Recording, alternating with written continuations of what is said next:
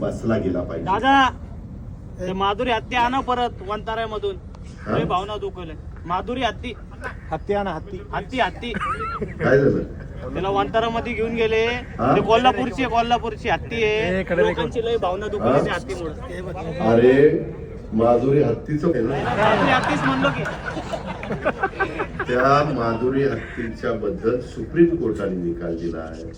आपण संविधान कायद्याने देश चालवतो. तुला आठवत असेल माग आपल्या आता ही हत्ती त्याच्यामध्ये कायदा सुरू केलाय. शेवटी तुम्हाला मला जसा जगण्याचा अधिकार आहे तसा पक्ष्यांनाही जगण्याचा अधिकार आहे, प्राण्यांनाही जगण्याचा अधिकार आहे. त्या प्रकारे त्या हत्तीणीचं झालं आणि म्हणून ती गेली. बाबा लय शेजला हत्तीणीचं लागलंय बाबा.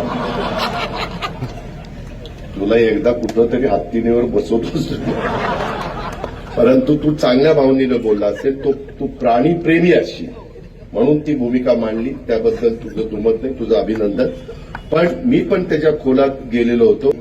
त्याकरता जसं बैलगाडा शर्यत जशी आपण सुरू केली तसा काही मार्ग काढता येतोय का, अॅडव्होकेट जनरलला वगैरेंना बोलून आम्ही त्याच्यात प्रयत्न करू.